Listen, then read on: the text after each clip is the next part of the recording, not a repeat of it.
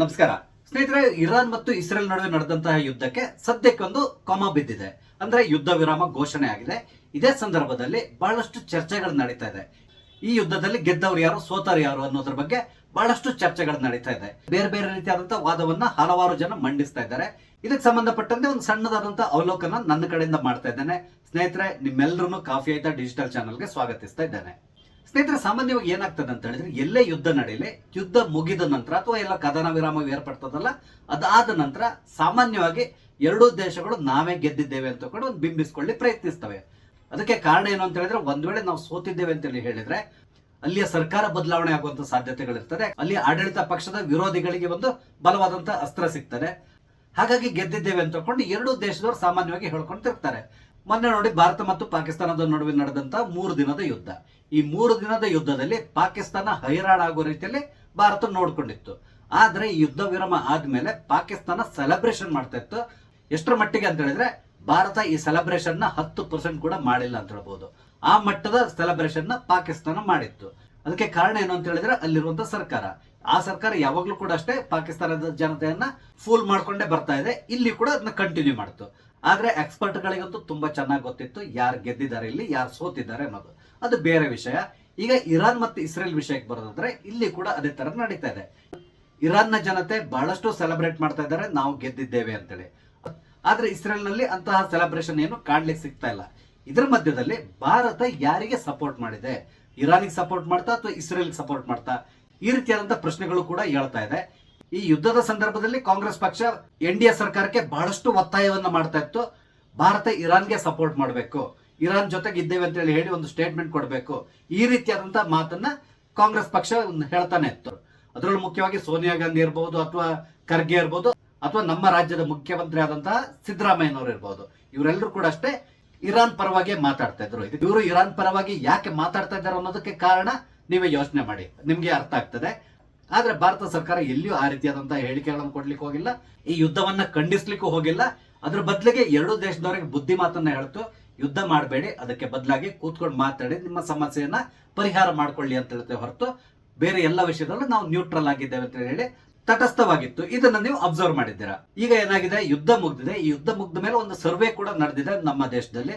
ಆ ಸರ್ವೆ ಪ್ರಕಾರ 53.9% ಜನ ಹೇಳ್ತಾ ಇದ್ದಾರೆ ಇದರಲ್ಲಿ ಇಸ್ರೇಲ್ ಜಯವನ್ನ ಗಳಿಸಿದೆ ಅಂತೇಳಿ. ಹಾಗೇನೆ 10ರಿಂದ 11% ಜನ ಹೇಳ್ತಾ ಇದ್ದಾರೆ ಇರಾನ್ ಜಯವನ್ನ ಗಳಿಸಿದೆ ಅಂತೇಳಿ. ಮತ್ತು ಉಳಿದವರು ಇದರಲ್ಲಿ ತಟಸ್ಥ ನಿಲುವನ್ನ ತಳೆದಿದ್ದಾರೆ. ಇದರ ಮಧ್ಯದಲ್ಲಿ ಭಾರತದ ಕೆಲವು ಕಡೆಗಳಲ್ಲಿ ಇರಾನ್ ಪರವಾಗಿ, ಅದೇ ರೀತಿಯಲ್ಲಿ ಪ್ಯಾಲೆಸ್ತೈನ್ ಪರವಾಗಿ ಘೋಷಣೆಗಳನ್ನ ಕೂತ್ಕೊಂಡು ಕೆಲವರು ಮೆರವಣಿಗೆ ನಡೆಸಿದ್ದನ್ನು ಕೂಡ ನೀವು ನೋಡಿದ್ದೀರಾ. ಇವ್ರು ಯಾಕೆ ಭಾರತದಲ್ಲಿ ಇದ್ಕೊಂಡು ಇರಾನ್ ಮತ್ತೆ ಪ್ಯಾಲೆಸ್ತೈನ್ ಪರವಾಗಿ ಘೋಷಣೆಗಳನ್ನು ಕೂತ್ಕೊಂಡು ಮೆರವಣಿಗೆ ನಡೆಸ್ತಾರೋ ಅದು ಅರ್ಥ ಆಗದೆ ಇರುವಂತ ವಿಷಯ. ಅದಕ್ಕೆ ನಾವು ಏನು ಮಾಡ್ಲಿಕ್ಕಾಗ. ಈ ನಡುವೆ ಭಾರತದಲ್ಲಿರುವಂತಹ ಇರಾನ್ ರಾಯಭಾರಿಯವರು ಒಂದು ಟ್ವೀಟ್ ಅನ್ನ ಮಾಡಿದ್ದಾರೆ. ಆ ಟ್ವೀಟ್ ನಲ್ಲಿ ಭಾರತ ಈ ಯುದ್ಧದಲ್ಲಿ ನಮಗೆ ಸಪೋರ್ಟ್ ಮಾಡಿದೆ, ಜೈ ಹಿಂದ್ ಜೈ ಇರಾನ್ ಅಂತ ಹೇಳ್ಕೊಂಡು ಟ್ವೀಟ್ ಅನ್ನ ಮಾಡಿದ್ದಾರೆ. ಆದ್ರೆ ಈ ಟ್ವೀಟ್ ಗೆ ಭಾರತ ಸರ್ಕಾರ ಯಾವುದೇ ರೀತಿಯಾದಂತಹ ರೆಸ್ಪಾಂಡ್ ಮಾಡ್ಲಿಕ್ಕೆ ಹೋಗಿಲ್ಲ. ಈಗ ಈ ಯುದ್ಧದಲ್ಲಿ ಯಾರಿಗೆ ಜಾಸ್ತಿ ಹಾನಿಯಾಗಿದೆ, ಯಾರಿಗೆ ಕಮ್ಮಿ ಹಾನಿಯಾಗಿದೆ, ಇದ್ರ ಬಗ್ಗೆ ಸ್ವಲ್ಪ ಮಾತಾಡೋಣ. ನಿಮ್ಗೆ ಗೊತ್ತಿದೆ, ಈ ಯುದ್ಧ ಪ್ರಾರಂಭ ಆಗ್ಲಿಕ್ಕೆ ಮುಖ್ಯ ಕಾರಣ ಏನು, ಇರಾನ್ ನಲ್ಲಿರುವಂತಹ ನ್ಯೂಕ್ಲಿಯರ್ ಫೆಸಿಲಿಟೀಸ್ ಏನಿದೆ ಅದೆಲ್ಲದನ್ನು ನಾವು ಧ್ವಂಸ ಮಾಡಬೇಕು. ಇರಾನ್ ಯಾವುದೇ ಕಾರಣಕ್ಕೆ ಅಣ್ವಸ್ತ್ರವನ್ನು ಹೊಂದಬಾರದು. ಒಂದ್ ವೇಳೆ ಇರಾನ್ ಕೈಗೆ ಅಣ್ವಸ್ತ್ರ ಸಿಕ್ಕಿದ್ರೆ ಇಡೀ ಜಗತ್ತಿಗೆ ಆಪತ್ತಿದೆ. ಅದರಲ್ಲೂ ಮುಖ್ಯವಾಗಿ ಅವರ ಮುಖ್ಯ ಗುರಿ ಇಸ್ರೇಲ್ ಆಗಿರ್ತದೆ, ನಂತರ ಅಮೆರಿಕ ಆಗಿರ್ತದೆ. ಆದ್ರಿಂದಾಗಿ ಯಾವುದೇ ಕಾರಣಕ್ಕೆ ಇರಾನ್ ಅಣ್ವಸ್ತ್ರವನ್ನು ಹೊಂದಬಾರದು. ಈ ಒಂದು ಮುಖ್ಯ ಉದ್ದೇಶವನ್ನ ಇಟ್ಕೊಂಡು ಈ ಯುದ್ಧವನ್ನ ಪ್ರಾರಂಭ ಮಾಡಿದ್ದು ಇಸ್ರೇಲ್. ಇಲ್ಲಿ ಇಸ್ರೇಲ್ ಬಹಳಷ್ಟು ಯಶಸ್ಸನ್ನು ಕೂಡ ಕಾಣುತ್ತೆ. ಅದರಲ್ಲಿ ಅವರಿಗೆ ಇದ್ದಂತಹ ಮುಖ್ಯ ಟಾರ್ಗೆಟ್ಗಳು ಇರಾನ್ ನಲ್ಲಿರುವಂತಹ ನ್ಯೂಕ್ಲಿಯರ್ ಫೆಸಿಲಿಟೀಸ್. ಎಲ್ಲೆಲ್ಲ ನ್ಯೂಕ್ಲಿಯರ್ ಪ್ಲಾಂಟ್ ಗಳನ್ನ ಮಾಡಿದಾರೋ ಆ ಎಲ್ಲಾ ಪ್ಲಾಂಟ್ ಗಳನ್ನು ಇವರು ಪುಡಿಗಟ್ತಾ ಬಂದ್ರು. ಆಲ್ಮೋಸ್ಟ್ ಎಲ್ಲದನ್ನು ಧ್ವಂಸ ಮಾಡಿ ಹಾಕಿದ್ದಾರೆ. ಇದೆಲ್ಲದೂ ಕೂಡ ಅಷ್ಟೇ ಭೂಮಿಯ ಮೇಲಿರುವಂತಹದ್ದು. ಆದ್ರೆ ಇಲ್ಲಿ ಇರಾನ್ ತನ್ನ 3 ಭೂಗತ ನ್ಯೂಕ್ಲಿಯರ್ ಪ್ಲಾಂಟ್ ಗಳಲ್ಲಿ ಈ ಅಣ್ವಸ್ತ್ರಗಳನ್ನು ತಯಾರಿಸುವಂತ ಕೆಲಸದಲ್ಲಿ ನಿರತವಾಗಿತ್ತು. ಇದನ್ನ ಧ್ವಂಸ ಮಾಡ್ಲಿಕ್ಕೆ ಇಸ್ರೇಲ್ ಕೈಲಿ ಬೇಕಾದಂತ ಆಯುಧ ಇರಲಿಲ್ಲ. ಕೊನೆಗೆ ಅಮೆರಿಕ ಎಂಟರ್ ಆಗಿ ಈ 3 ಸ್ಥಾವರಗಳನ್ನ ಧ್ವಂಸ ಮಾಡಿ ಹಾಕಿದೆ. ಇದು ನಿಮ್ಗೆ ಗೊತ್ತಿರುವಂತ ವಿಷಯ. ಆದ್ರೆ ಇರಾನ್ ಹೇಳ್ತಾ ಇದ್ದೆ, ನಮ್ಗೆ ಯಾವುದೇ ರೀತಿಯಾದಂತಹ ಡ್ಯಾಮೇಜ್ ಆಗಿಲ್ಲ, ಅಲ್ಲಿರುವಂತಹ ಯುರೇನಿಯಂ ಇರ್ಬೋದು ಅಥವಾ ಬೇರೆ ನಮ್ಗೆ ಅದಕ್ಕೆ ಸಂಬಂಧಪಟ್ಟಂತ ಎಲ್ಲಾ ಎಕ್ವಿಪ್ಮೆಂಟ್ಸ್ ನ ನಾವು ಮೊದಲೇ ಸೇಫ್ ಜಾಗಕ್ಕೆ ಶಿಫ್ಟ್ ಮಾಡಿದ್ದೇವೆ, ಆದ್ರಿಂದಾಗಿ ನಮ್ಮ ಕಾರ್ಯ ಮುಂದುವರಿತದೆ ಅಂತೇಳಿ ಹೇಳ್ತಾ ಇದ್ದಾರೆ. ಆದ್ರೆ ಇಲ್ಲಿ ಇಸ್ರೇಲ್ ಭಾಗಶಃ ಯಶಸ್ಸನ್ನು ಕಂಡಿದ್ದಂತೂ ಹೌದು. ಕಾರಣ ಏನು ಅಂತ ಹೇಳಿದ್ರೆ, ಈಗಾಗಲೇ ಇರಾನ್ ನಲ್ಲಿರುವಂತಹ ಎಲ್ಲಾ ನ್ಯೂಕ್ಲಿಯರ್ ಪ್ಲಾಂಟ್ ಗಳನ್ನ ಡ್ಯಾಮೇಜ್ ಮಾಡಿ ಹಾಕಿಬಿಟ್ಟಿದ್ದಾರೆ. ಇದೆಲ್ಲದನ್ನು ಸರಿ ಮಾಡಿ ಪುನಃ ಕನ್ಸ್ಟ್ರಕ್ಟ್ ಮಾಡಿ ಕೆಲಸ ಪ್ರಾರಂಭ ಮಾಡ್ಲಿಕ್ಕೆ ಕಮ್ಮಿ ಅಂತ ಹೇಳಿದ್ರು 3 ರಿಂದ 4 ವರ್ಷಗಳು ಬೇಕಾಗ್ತದೆ. ಆದ್ರಿಂದಾಗಿ ಅಲ್ಲಿವರೆಗಂತೂ ಇವರ ಯಾವುದೇ ರೀತಿಯಾದಂತಹ ನ್ಯೂಕ್ಲಿಯರ್ ಪ್ಲಾನ್ಸ್ ಇದ್ರು ಕೂಡ ಅದನ್ನ ಪೋಸ್ಟ್ಪೋನ್ ಮಾಡಬೇಕಾದಂತಹ ಪ್ರಮೇಯ ಈಗ ಬಂದೋದಾಗಿದೆ. ಹಾಗಾಗಿ ಇರಾನ್ ಇಲ್ಲಿ ಹೆಚ್ಚು ಕಡಿಮೆ ಒಂದು 5-6 ವರ್ಷ ಹಿಂದ್ಗಡೆ ಹೋಗಿದೆ ಅಂತ ಹೇಳಬಹುದು. ನಂತರ ಇಸ್ರೇಲ್ ಇರಾನ್ ನಲ್ಲಿರುವಂತಹ ಎಲ್ಲಾ ರೀತಿಯಾದಂತಹ ರಾಡಾರ್ ಸಿಸ್ಟಮ್ ಗಳನ್ನ ಧ್ವಂಸ ಮಾಡಿ ಹಾಕಿದೆ. ಅದೇ ರೀತಿಯಲ್ಲಿ ಇರಾನ್ ನಲ್ಲಿದ್ದಂತಹ ಆಂಟಿ ಏರ್ ಡಿಫೆನ್ಸ್ ಸಿಸ್ಟಮ್ ನ ಕೂಡ ಧ್ವಂಸ ಮಾಡಿ ಹಾಕಿದೆ. ಹಾಗೇನೆ ಆಂಟಿ ಡ್ರೋನ್ ಸಿಸ್ಟಮ್ ನ ಕೂಡ ಇಲ್ಲಿ ಧ್ವಂಸ ಮಾಡಿ ಹಾಕ್ಬಿಟ್ಟಿದೆ. ಹಾಗೇನೆ ಇರಾನ್ ನ ಹಲವಾರು ಏರ್ ಬೇಸ್ ಗಳನ್ನ ಕೂಡ ಇಸ್ರೇಲ್ ಧ್ವಂಸ ಮಾಡಿ ಹಾಕಿದೆ. ಇರಾನ್ ನಲ್ಲಿರುವಂತಹ ಹಲವಾರು ಫೈಟರ್ ಜೆಟ್ ಗಳನ್ನ ಕೂಡ ಇಲ್ಲಿ ಧ್ವಂಸ ಮಾಡಿ ಹಾಕಿದೆ. ನಿಮ್ಗೆ ಗೊತ್ತಿದೆ, ಇರಾನ್ ನಲ್ಲಿರುವಂತಹ ಎಲ್ಲ ಫೈಟರ್ ಜೆಟ್ಗಳು 1980ಕ್ಕಿಂತಲೂ ಮೊದಲಿನ ಫೈಟರ್ ಜೆಟ್ಸ್ ಗಳು, ಅದೆಲ್ಲದು ಔಟ್ಡೇಟೆಡ್. ಆದ್ರೂ ಕೂಡ ಅದನ್ನ ಅವ್ರು ಉಪಯೋಗಿಸ್ತಾ ಇದ್ರು. ಈಗ ಫೈಟರ್ ಜೆಟ್ಗಳು ಉಪಯೋಗಕ್ಕೆ ಬರ್ತಾ ಇದ್ದ ರೀತಿಯಲ್ಲಿ ಇಸ್ರೇಲ್ ಮಾಡಿಬಿಟ್ಟಿದೆ. ನಂತರ ಇರಾನ್ನ ಬಹುದೊಡ್ಡದಾದಂತಹ ಶಕ್ತಿ ಯಾವುದು ಅಂತ ಹೇಳಿದ್ರೆ ಅವರ ಮಿಸೈಲ್ ಪವರ್. ಇಲ್ಲಿ ಇಸ್ರೇಲ್ ಏನ್ ಮಾಡಿದೆ ಅಂತ ಹೇಳಿದ್ರೆ ಇರಾನ್ ನಲ್ಲಿರುವಂತಹ 35% ಅಷ್ಟು ಮಿಸೈಲ್ ಲಾಂಚಿಂಗ್ ಪ್ಯಾಡ್ಗಳನ್ನ ಈಗಾಗಲೇ ಹಾಳುಗೆಡವಿ ಬಿಟ್ಟಿದೆ. ಅದೇ ರೀತಿಯಲ್ಲಿ ಇರಾನ್ ನಲ್ಲಿರುವಂತಹ ಭೂಗತ ಮಿಸೈಲ್ ಸ್ಟೋರೇಜ್ ಫೆಸಿಲಿಟಿ ಏನಿದೆ ಅದೆಲ್ಲದನ್ನು ಕೂಡ ಪುಡಿಗಟ್ಟಿಬಿಟ್ಟಿದೆ. ನಂತರ ಸೈನಿಕರ ವಿಷಯಕ್ಕೆ ಬರೋದಾದ್ರೆ ಇಲ್ಲಿ ಇರಾನ್ ಅಂದಾಜು 1,000ವರೆಗೆ ಸೈನಿಕರನ್ನ ಕಳ್ಕೊಂಡಿದೆ ಅಂತ ಹೇಳ್ತಾ ಇದ್ದಾರೆ. ಆದ್ರೆ ಇಲ್ಲಿ ಇಸ್ರೇಲ್ ಕೇವಲ ಒಬ್ಬ ಸೈನಿಕನನ್ನ ಈ ಯುದ್ಧದಲ್ಲಿ ಕಳ್ಕೊಂಡಿದೆ.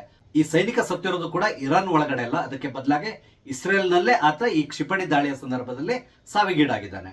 ನಿಮ್ಗೆ ಇಲ್ಲಿ ಇನ್ನೊಂದು ವಿಷಯನ ತಿಳಿಸ್ಲಿಕ್ಕೆ ಇಷ್ಟಪಡ್ತೇನೆ. ಅದೇನಂತ ಹೇಳಿದ್ರೆ, ಸಾಮಾನ್ಯವಾಗಿ ಯುದ್ಧ ಅಂತೇಳಿ ಬಂದಾಗ ನಾವು ಪುರಾಣದ ಕಥೆಗಳಲ್ಲೆಲ್ಲ ಕೇಳ್ತಾ ಇದ್ವಲ್ಲ, ಅಲ್ಲಿ ಯಾವ ರೀತಿ ಇರ್ತದೆ, ಮೊದಲು ಸೈನ್ಯಾಧಿಕಾರಿ ಹೋಗ್ತಾನೆ ಯುದ್ಧಕ್ಕೆ, ಅದಾದ ನಂತರ ರಾಜನ ಬಂಟರು ಯಾರೆಲ್ಲ ಇದ್ದಾರೋ ಅವರೆಲ್ಲರೂ ಹೋಗ್ತಾರೆ.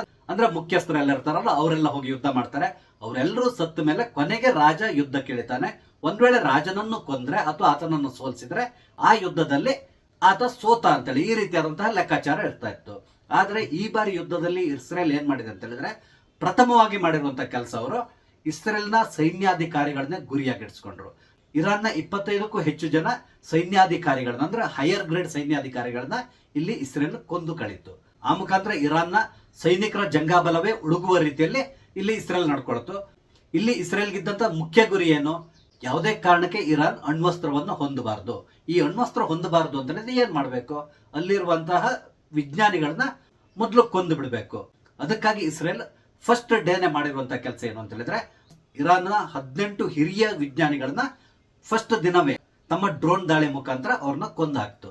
ಆ ಮುಖಾಂತರ ಇರಾನ್ ಮುಂದಿನ ಹಲವಾರು ವರ್ಷಗಳವರೆಗೆ ಯಾವುದೇ ಕಾರಣಕ್ಕೆ ತಮ್ಮ ಅಣ್ವಸ್ತ್ರವನ್ನ ತಯಾರಿ ಮಾಡುವಂತಹ ಕೆಲಸಕ್ಕೆ ಕೈ ಹಾಕಬಾರದು. ಅಂದ್ರೆ ವಿಜ್ಞಾನಿಗಳು ಅವ್ರಿಗೆ ಸಿಕ್ಕಿದ್ರೇನೆ ಅಲ್ಲಿ ಕೆಲಸಗಳಾಗೋದು. ಆದ್ರೆ ವಿಜ್ಞಾನಿಗಳನ್ನ ತಯಾರು ಮಾಡೋದು ಅಷ್ಟೊಂದು ಸುಲಭದ ಕೆಲಸ ಅಲ್ಲ. ಹಾಗಾಗಿ ಇಲ್ಲಿ ಇಸ್ರೇಲ್ ಅತ್ಯಂತ ಚಾಣಾಕ್ಷತನದಿಂದ ವರ್ತಿಸಿ ಅಣುವಿಜ್ಞಾನಿಗಳನ್ನ ಗುರಿಯಾಗಿಸಿಕೊಂಡು ದಾಳಿ ನಡೆಸುವ ಮುಖಾಂತರ ಅಣ್ವಸ್ತ್ರ ಹೊಂದುವ ಕನಸಿಗೆ ಪೆಟ್ಟು ಕೊಟ್ಟಿದೆ ಅಂತಲೇ ಹೇಳ್ಬಹುದು. ಇದು ಇರಾನ್ಗೆ ಆಗಿರುವಂತಹ ನಷ್ಟ. ಆದ್ರೆ ಇನ್ನು ಇಸ್ರೇಲ್ಗೆ ಆಗಿರುವಂತಹ ಡ್ಯಾಮೇಜ್ಗಳ ಬಗ್ಗೆ ಮಾತಾಡೋದಾದ್ರೆ, ಇಸ್ರೇಲ್ ತನ್ನ ವಾಯು ಪ್ರದೇಶವನ್ನ ಸಂಪೂರ್ಣವಾಗಿ ರಕ್ಷಿಸಿಕೊಂಡೇ ಇತ್ತು. ಅವ್ರ ಹತ್ರ ಇರುವಂತಹ ಆಂಟಿ ಏರ್ ಡಿಫೆನ್ಸ್ ಸಿಸ್ಟಮ್ ಇದೆಯಲ್ಲ, ಅಥವಾ ಐರನ್ ಡೋಮ್ ಇದೆ. ಈ ರೀತಿ 3-4 ಸ್ತರದ ಆಂಟಿ ಏರ್ ಡಿಫೆನ್ಸ್ ಸಿಸ್ಟಮ್ ನ ಅವ್ರು ಹೊಂದಿದ್ದಾರೆ. ಈ ಸಿಸ್ಟಮ್ ಮುಖಾಂತರ ಅವರು ಇರಾನ್ ಹಾರಿಸಿರುವಂತಹ ಕ್ಷಿಪಣಿಗಳಿರ್ಬೋದು ಅಥವಾ ಡ್ರೋನ್ಗಳಿರ್ಬೋದು, ಅದರಲ್ಲಿ ಹೆಚ್ಚು ಕಡಿಮೆ ಒಂದು 90% ವರೆಗೆ ಇಂಟರ್ಸೆಪ್ಟ್ ಮಾಡಿದ್ದಾರೆ. ಅಂದ್ರೆ ಅವರ ಕ್ಷಿಪಣಿ ಮತ್ತು ಡ್ರೋನ್ಗಳನ್ನ ಇಲ್ಲಿ ಪುಡಿಗಟ್ಟಿದೆ. ಒಂದು 10% ಡ್ರೋನ್ ಮತ್ತೆ ಮಿಸೈಲ್ಗಳು ಇಸ್ರೇಲ್ನ ಕೆಲವೊಂದು ಜಾಗಗಳಲ್ಲಿ ಹೋಗಿ ಬಿದ್ದಿದೆ. ಆ ಸಂದರ್ಭದಲ್ಲಿ ಆದಂತಹ ಡ್ಯಾಮೇಜ್ ಗಳ ಬಗ್ಗೆ ಹೇಳೋದಾದ್ರೆ, 2 ಆಸ್ಪತ್ರೆಗಳು ಇದರಲ್ಲಿ ಡ್ಯಾಮೇಜ್ ಆಗಿದೆ. ಹಾಗೆ ಕೆಲವೊಂದು ಅಪಾರ್ಟ್ಮೆಂಟ್ಸ್ ಗಳನ್ನ ಇವರು ಡ್ಯಾಮೇಜ್ ಮಾಡಿದ್ದಾರೆ ಅಂತೇಳಿ ಹೇಳ್ತಾ ಇದ್ದಾರೆ. ಹಾಗೇನೆ ಇಸ್ರೇಲ್ನ ಪೋರ್ಟ್ ಕೂಡ ಸ್ವಲ್ಪ ಡ್ಯಾಮೇಜ್ ಆಗಿದೆ ಅಂತೇಳಿ ಹೇಳ್ತಾ ಇದ್ದಾರೆ ಹೊರತು, ಇದನ್ನ ಬಿಟ್ಟರೆ ಬೇರೆ ಇನ್ಯಾವುದೇ ರೀತಿಯಾದಂತಹ ಮೇಜರ್ ಡ್ಯಾಮೇಜ್ ಅನ್ನ ಇರಾನ್ ಕೈಲಿ ಮಾಡ್ಲಿಕ್ಕೆ ಆಗಿಲ್ಲ ಅಂತೇಳಿ ಹೇಳ್ತಾ ಇದ್ದಾರೆ. ಅಂದ್ರೆ ಎಲ್ಲಾ ಏರ್ ಬೇಸ್ ಗಳು ಕೂಡ ಸುರಕ್ಷಿತವಾಗಿದೆ. ಹಾಗೇನೆ ಇಲ್ಲಿ ಒಂದೇ ಒಂದು ಫೈಟರ್ ಜೆಟ್ ಗಳನ್ನ ಇಸ್ರೇಲ್ ಕಳ್ಕೊಂಡಿಲ್ಲ ಅಂತ ಹೇಳ್ತಾ ಇದ್ದಾರೆ. ಇರಾನ್ ಕ್ಲೈಮ್ ಮಾಡ್ತು ಇಸ್ರೇಲ್ನ 3 F-35 ವಿಮಾನಗಳನ್ನ ನಾವು ಹೊಡೆದುರುಳಿಸಿದ್ದೇವೆ ಅಂತೇಳಿ. ಆದ್ರೆ ಅದಕ್ಕೆ ಸಂಬಂಧಪಟ್ಟಂತೆ ಯಾವುದೇ ಸಾಕ್ಷ್ಯಗಳನ್ನ ಇರಾನ್ ಇಲ್ಲಿವರೆಗೂ ಕೂಡ ಪ್ರೊಡ್ಯೂಸ್ ಮಾಡಿಲ್ಲ. ಆದ್ರೆ ಇಸ್ರೇಲ್ ಕ್ಲೈಮ್ ಮಾಡ್ತಿರೋದು ಏನಂತ ಹೇಳಿದ್ರೆ, ನಮ್ಮ ಯಾವುದೇ F-35 ಕೂಡ ಡ್ಯಾಮೇಜ್ ಆಗಿಲ್ಲ ಅಥವಾ ಪತನಗೊಂಡಿಲ್ಲ, ಯಾರು ಬೇಕಾದ್ರೂ ಚೆಕ್ ಮಾಡ್ಕೊಳ್ಬಹುದು, ಈ ರೀತಿಯಾದಂತಹ ಓಪನ್ ಸ್ಟೇಟ್ಮೆಂಟ್ ನ ಅವ್ರು ಕೊಟ್ಬಿಟ್ಟಿದ್ದಾರೆ. ಅಂದ್ರೆ ಇಲ್ಲಿ ಇಸ್ರೇಲ್ಗೆ ಅಂತಹ ಡ್ಯಾಮೇಜ್ ಗಳು ಆದ ರೀತಿಯಲ್ಲಿ ಕಾಣಿಸ್ತಾ ಇಲ್ಲ. ನಂತರ ಇಲ್ಲಿ ಇರಾನ್ ಏನ್ ಮಾಡಿತ್ತು ಅಂತ ಹೇಳಿದ್ರೆ, ಇಂಟರ್ನೆಟ್ ಸೌಲಭ್ಯವನ್ನ ಸಂಪೂರ್ಣವಾಗಿ ಎಲ್ಲಾ ಕಡೆ ಸಸ್ಪೆಂಡ್ ಮಾಡಿಬಿಟ್ಟಿತ್ತು. ಅಂದ್ರೆ ಎಲ್ಲಿಯೂ ಕೂಡ ಇಂಟರ್ನೆಟ್ ಫೆಸಿಲಿಟಿ ಇರಲಿಲ್ಲ. ಅದೇ ರೀತಿಯಲ್ಲಿ ಜನರಿಗೂ ಕೂಡ ಬಹುದೊಡ್ಡದಂತ ಎಚ್ಚರಿಕೆಯನ್ನು ಕೊಟ್ಟಿತ್ತು. ಯಾವುದೇ ಕಾರಣಕ್ಕೆ ಯಾವುದೇ ವಿಡಿಯೋಗಳನ್ನ ಮಾಡಬಾರ್ದು, ಆ ವಿಡಿಯೋಗಳನ್ನ ಬೇರೆಯವ್ರ ಜೊತೆ ಶೇರ್ ಮಾಡ್ಕೋಬಾರ್ದು, ಈ ರೀತಿಯಾದಂತಹ ಒಂದು ಎಚ್ಚರಿಕೆಯನ್ನು ಕೊಟ್ಬಿಟ್ಟಿತ್ತು. ಇಲ್ಲಿ ಕೇವಲ ಸರ್ಕಾರಿ ಸುದ್ದಿ ಮಾಧ್ಯಮ ಯಾವ ಫುಟೇಜ್ ಗಳನ್ನ ರಿಲೀಸ್ ಮಾಡಿತ್ತು ಆ ಫುಟೇಜ್ ಮಾತ್ರ ನಮ್ಗೀಗ ಸದ್ಯಕ್ಕೆ ಸಿಗ್ತಾ ಇರುವಂತದ್ದು. ಅದು ಬಿಟ್ರೆ ಬೇರೆ ಇನ್ಯಾವುದೇ ಫುಟೇಜ್ ಗಳನ್ನ ಯಾರಿಗೂ ಕೂಡ ಹಂಚ್ಕೊಳ್ಳದೆ ಇರೋ ರೀತಿಯಲ್ಲಿ ನೋಡ್ಕೊಂಡಿದ್ದಾರೆ. ಆದ್ರೆ ಇಸ್ರೇಲ್ ಆ ರೀತಿ ಮಾಡಲಿಲ್ಲ. ಅದಕ್ಕೆ ಬದಲಾಗಿ ತಮ್ಮ ಇಂಟರ್ನೆಟ್ ಸೇವೆಯನ್ನ ಎಲ್ಲಿಯೂ ಕೂಡ ಅವ್ರು ಕಡಿತಗೊಳಿಸಲಿಲ್ಲ. ನಂತರ ಮೀಡಿಯಾದವರಿಗೂ ಕೂಡ ಅಷ್ಟೇ ಎಲ್ಲವನ್ನೂ ಕವರೇಜ್ ಮಾಡ್ಲಿಕ್ಕೆ ಬಿಟ್ಬಿಟ್ಟಿದ್ರು. ಕೇವಲ ರಕ್ಷಣಾ ಕಾರ್ಯ ನಡೀತಾ ಇರುವಾಗ ಅಲ್ಲಿಗೆ ಬರಬೇಡಿ, ರಕ್ಷಣಾ ಕಾರ್ಯ ಮುಗ್ದ ಮೇಲೆ ನೀವು ಬಂದು ನೀವು ಏನ್ ಬೇಕಾದ್ರೂ ಇಲ್ಲಿ ಕವರೇಜ್ ಮಾಡಬಹುದು ಅಂತ ತಕೊಂಡು ಅವರಿಗೆ ಹೇಳ್ಬಿಟ್ಟಿದ್ದಾರೆ. ಆ ಮುಖಾಂತರ ಮಾಧ್ಯಮಕ್ಕೆ ಯಾವುದೇ ರೀತಿಯಾದಂತಹ ನಿರ್ಬಂಧವನ್ನ ಇಸ್ರೇಲ್ ಹೇರಲಿಲ್ಲ. ಇನ್ನೊಂದು ಮುಖ್ಯ ವಿಷಯಕ್ಕೆ ಬರೋದಾದ್ರೆ, ಇಸ್ರೇಲ್ನ ಪ್ರಧಾನಿಯಾದಂತಹ ನೆತನ್ಯಾಹು ಎಲ್ಲಾ ಕಡೆ ಓಪನ್ ಆಗಿ ಓಡಾಡ್ಕೊಂಡಿದ್ರು. ಯಾವ್ದಾದ್ರು ಕ್ಷಿಪಣಿ ಬಂದು ಇಸ್ರೇಲ್ಗೆ ಅಪ್ಪಳಿಸಿದಾಗ, ಅಲ್ಲಿ ಏನಾದರೂ ಸಮಸ್ಯೆ ಉಂಟಾದಾಗ ಆ ಸ್ಥಳಕ್ಕೆ ನೆತನ್ಯಾಹು ಹೋಗಿ ಪರ್ಸನಲ್ ಆಗಿ ನೋಡ್ತಾ ಇದ್ದಿದ್ರು. ಭಯ ಇಲ್ಲದೇನೆ ಧೈರ್ಯವಾಗಿ ನೆತನ್ಯಾಹು ಇಸ್ರೇಲ್ ಒಳಗಡೆ ಓಡಾಡ್ಕೊಂಡಿದ್ರು. ಆದ್ರೆ ಇರಾನ್ನ ಸರ್ವಾಧಿಕಾರಿಯಾದಂತಹ ಖಮೇನಿ ಈ ಯುದ್ಧ ಪ್ರಾರಂಭ ಆದ ದಿನದಿಂದ ಇಲ್ಲಿವರೆಗೂ ಕೂಡ ಎಲ್ಲಿಯೂ ಕಾಣಿಸ್ಕೊಂಡಿಲ್ಲ. ಅವರು ಬಂಕರ್ ಒಳಗಡೆ ಹೋಗಿ ಕೂತ್ಕೊಂಡ್ಬಿಟ್ಟಿದ್ದಾರೆ. ಅವರು ಯಾವುದೇ ರೀತಿಯಾದಂತಹ ಎಲೆಕ್ಟ್ರಾನಿಕ್ ಎಕ್ವಿಪ್ಮೆಂಟ್ಸ್ ಗಳನ್ನ ಕೂಡ ಉಪಯೋಗಿಸ್ತಾ ಇಲ್ಲಂತೆ. ಮೊಬೈಲ್ ಇರ್ಬೋದು ಅಥವಾ ಲ್ಯಾಪ್ಟಾಪ್ಸ್ ಇರ್ಬೋದು, ಯಾವುದನ್ನು ಕೂಡ ಅವ್ರು ಉಪಯೋಗಿಸ್ತಾ ಇಲ್ಲ. ಅಂದ್ರೆ ಅಷ್ಟೊಂದು ಸೇಫ್ ಆಗಿ ಅವ್ರನ್ನ ಒಂದ್ ಕಡೆ ಇಟ್ಬಿಟ್ಟಿದ್ದಾರೆ. ಅವ್ರು ಎಲ್ಲಿದ್ದಾರೆ ಅನ್ನೋದು ಕೆಲವರಿಗೆ ಮಾತ್ರ ಗೊತ್ತೇ ಹೊರತು ಬೇರೆ ಯಾರಿಗೂ ಗೊತ್ತಿಲ್ಲ. ಅಂದ್ರೆ ಇಲ್ಲಿವರೆಗೂ ಕೂಡ ಅವರು ಭೂಗತರಾಗಿ ಇದ್ದಾರೆ, ಇನ್ನೂ ಕೂಡ ಅವರು ಹೊರಗಡೆ ಬಂದಿಲ್ಲ. ಅಂದ್ರೆ ಇಲ್ಲಿ ಖಮೇನಿಗೆ ಇಸ್ರೇಲ್ನಿಂದ ಜೀವ ಭಯ ಇದೆ, ಹಾಗಾಗಿ ಅವರು ಎಲ್ಲಿಯೂ ಕೂಡ ಹೊರಗಡೆ ಓಡಾಡ್ತಾ ಇಲ್ಲ. ನೋಡಿ, ಇದಿಷ್ಟು ವಿಷಯಗಳನ್ನ ನಾನು ಸಂಗ್ರಹಿಸಿಕೊಂಡು ನಿಮ್ ಜೊತೆಗೆ ಶೇರ್ ಮಾಡ್ಕೊತಾ ಇದ್ದೇನೆ. ಇದನ್ನ ನೋಡಿದ ಮೇಲೆ ನಿಮ್ಗೆ ಏನ್ ಅನ್ಸ್ತದೆ? ಈ ಯುದ್ಧದಲ್ಲಿ ಇರಾನ್ ಗೆದ್ದಿದ್ಯಾ ಅಥವಾ ಇಸ್ರೇಲ್ ಗೆದ್ದಿದ್ಯಾ? ಇದನ್ನ ನೀವು ಯೋಚನೆ ಮಾಡಿ ಹೇಳಬೇಕು. ಇದನ್ನ ನಾನು ಯಾಕೆ ಹೇಳ್ತಾ ಇದ್ದೇನೆ ಅಂತ ಹೇಳಿದ್ರೆ, ನನಗೆ ಬಹಳಷ್ಟು ಜನ ಕಮೆಂಟ್ಸ್ ಮುಖಾಂತರ ಹೇಳ್ತಾ ಇರ್ತಾರೆ, ಇರಾನ್ ಗೆದ್ದಿದೆ ಇಲ್ಲ ಇಸ್ರೇಲ್ ಗೆದ್ದಿದೆ, ಈ ರೀತಿಯಾಗಿ ಬಹಳಷ್ಟು ಜನ ಹೇಳ್ತಾ ಇರ್ತಾರೆ. ಹಾಗಾಗಿ ನಿಮ್ ಎದುರುಗಡೆನೆ ನನ್ನ ಹತ್ರ ಇರುವಂತಹ ಎಲ್ಲಾ ಡೀಟೇಲ್ಸ್ ಗಳನ್ನ ಓಪನ್ ಆಗಿಟ್ಟಿದ್ದೇನೆ. ಇದನ್ನ ಕಂಪೇರ್ ಮಾಡಿಕೊಂಡು ಯಾರು ಗೆದ್ದಿದ್ದಾರೆ ಯಾರು ಸೋತಿದ್ದಾರೆ ನೀವೇ ಯೋಚನೆ ಮಾಡಿ ನನಗೆ ಕಮೆಂಟ್ ಮುಖಾಂತರ ತಿಳಿಸಿ.